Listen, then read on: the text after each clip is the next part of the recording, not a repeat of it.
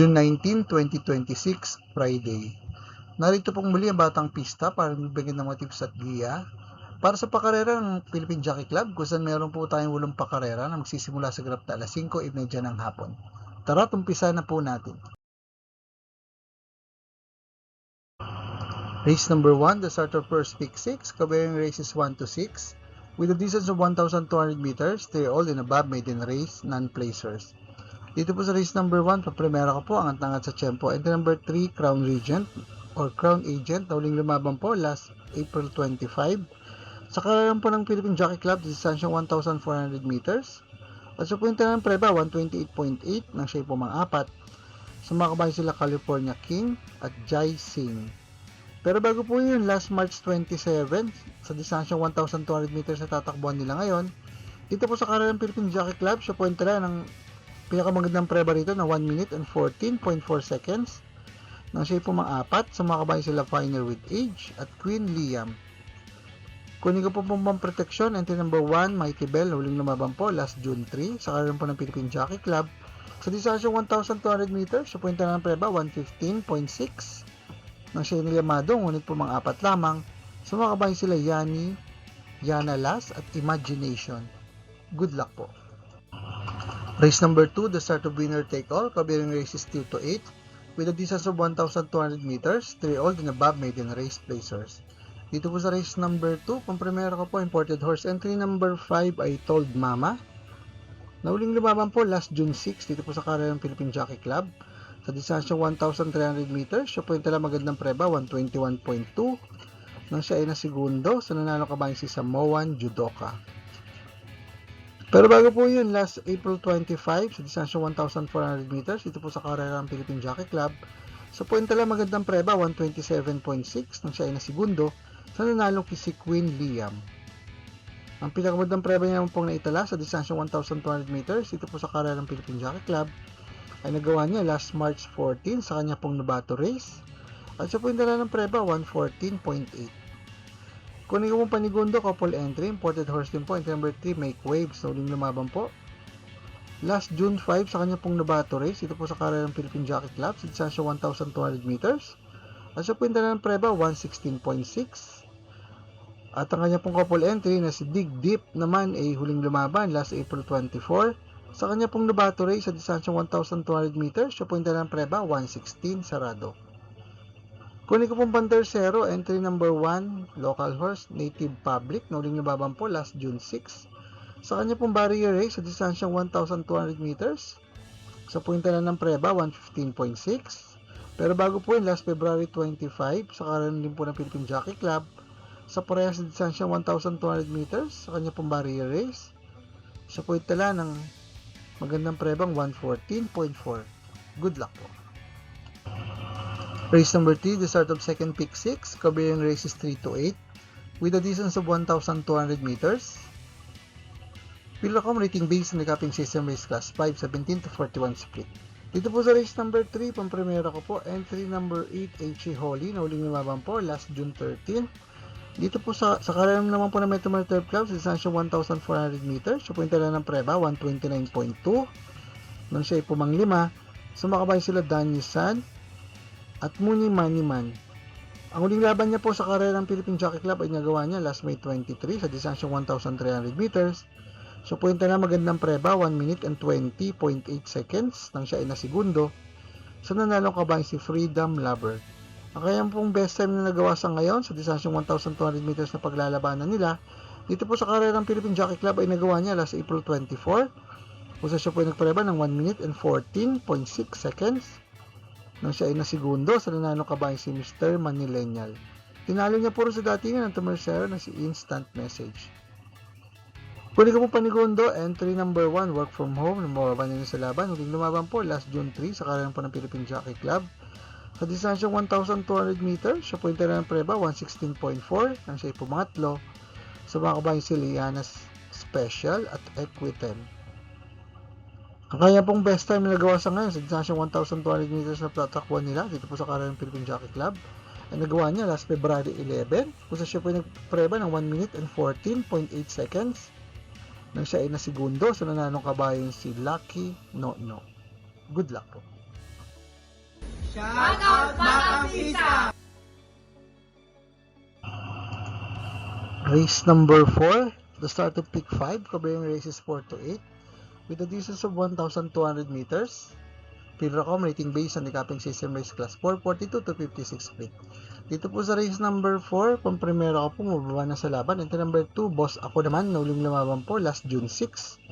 Dito po sa karera ng Philippine Jockey Club, sa distansyang 1,300 meters, siya po yung talang magandang preba, 1 minute and 19 seconds. Nang siya ay nalyamado, ngunit na segundo lamang, sa nanalong kabayan si Little Charmer. Kaya pong best time na nagawa dito po sa karera ng Philippine Jockey Club, sa distansyang 1,200 meters, ay nagawa niya last March 27, kung siya po ay nagpreba ng 1 minute and 11.2 seconds, nang siya ay nasigundong dikit, sa nanalong kabayan si High Maintenance. Kung ikaw panigundo, ito number 1, Glorify, na uling lumaban po last June 6 sa karoon po ng Philippine Jockey Club. Sa distansyang 1,300 meters, siya po yung talang magandang preba, 1 minute and 19 seconds. Nang siya ay nalyamado, ngunit po mga 3 lamang, sumakabayan sila Ahamo at Hombre. Ang best time niya pong nagawa dito po sa karoon ng Philippine Jockey Club, sa distansyang 1,200 meters sa paglalabanan nila, ang nagawa niya last May 8, siya po yung nagpreba ng 1 minute and 11.8 seconds. Nang siya ay pumang-5, sumakabay sila Liska Bianca at Great Sashi.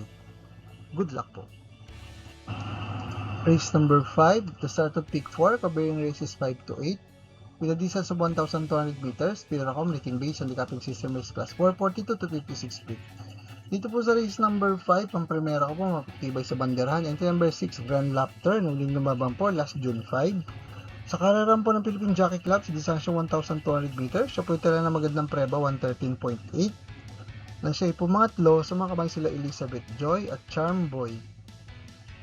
Ang pinakamagandang preba niya naman pong naitala sa distansyang 1,200 meters na paglalabanan nila ngayon.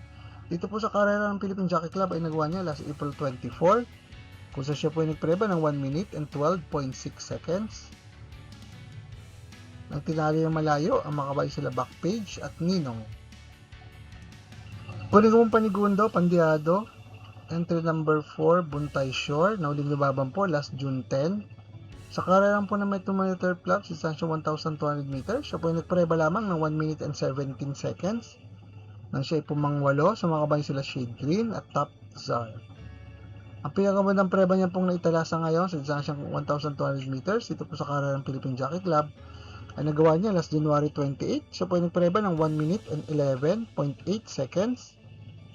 Nang tinalo niya, ang makabayan sila Authentication at Upscale Bell.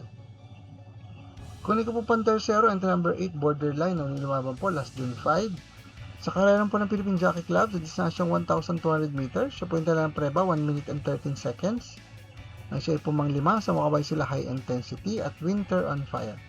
Ang pinakabandang preba niya naman pong naitala sa ngayon sa distansyang 1,200 meters sa paglalabanan nila.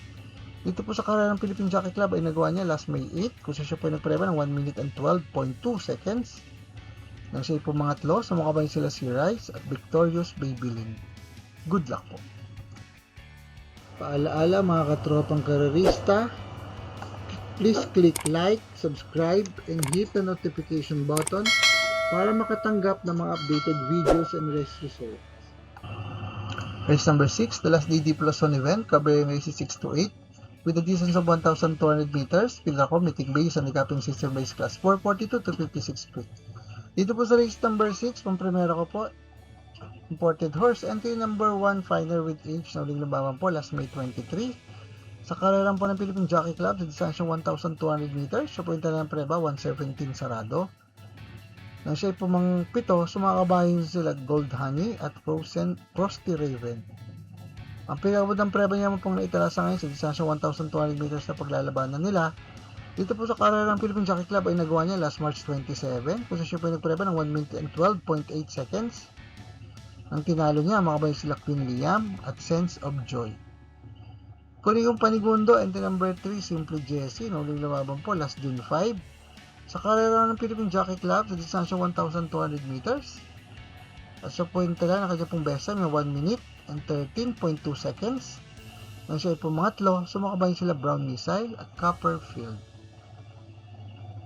Good luck po. Race number 7, the penultimate race with a distance of 1,200 meters. Pilracom rating based on the Capping System Race Class 5:17 to 41 split. Dito po sa race number 7, susuluhin ko po angat-angat sa tempo. Entry number 3, best shot na uling lumaban po last April 19 sa karayang po ng Metro Manila Club. Sa distansyang 1,400 meters, siya po yung dalang preba 129.6, then siya po mangatlo. So mga kabayan sila Lady Bagred at Donya Chichay. Pero bago po yung last March 27, dito po sa karera ng Philippine Jockey Club, sa distansyang 1,200 meters, naitala niya po ang ating pong best time na 1 minute and 13.2 seconds. Nang tinalo yung malayo, ang mga kabayan sila Apollo at Pretty Penny. Good luck po. Race number 8, the last race of the day with a distance of 1,200 meters. Pilracom rating base at the Capping System Race Class 5:17 to 41 split. Dito po sa race number 8, pang primera ko po, Deadong Kalok, entry number 5, Glenda's Magic, na uling lumaban po sa kanya pong barrier race. Last May 22, sa karerang po ng Philippine Jockey Club, sa distansya 1,200 meters. At siya po yung nagpreba ng 1 minute and 16.6 seconds. Ang kanya naman pong best time sa parehas sa distansya at karera na paglalabanan nila ngayon, ay nagawa niya last February 5, kung siya po yung nagpreba ng 115.4. Kunin ko pong panigundo, entry number 7, Advocacy, na uling lumaban naman po last June 3. Sa karerang po ng Philippine Jockey Club, distansya 1,200 meters, siya po yung dalang preba 115.8, na siya po mang-anim.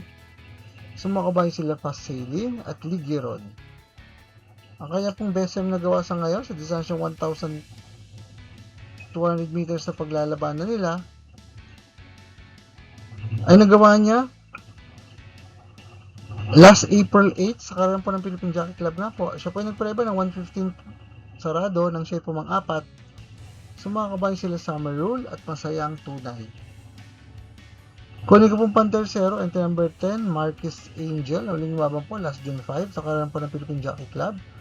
Sa distansyang 1,200 meters, siya po yung lamang ng preba ng 1 minute and 18 seconds, nang siya po mang-pito. Sumakabay sila Street Queen at Antonio de la Mugis.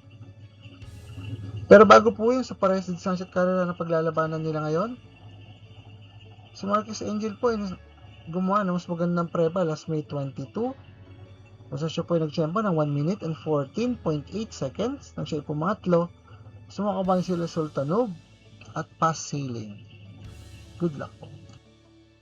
For the complete results of these previous races, you may watch the Batang Pista Rewind results and dividend. PJC next racing day schedule will be on June 20 and 21, Saturday and Sunday.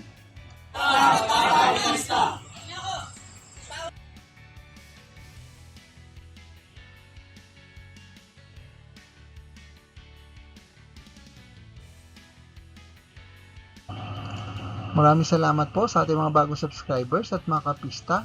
Sa mga tanggap na updated race results and dividends at magya sa karera, please like, share, and subscribe sa ating Batang Pista channel.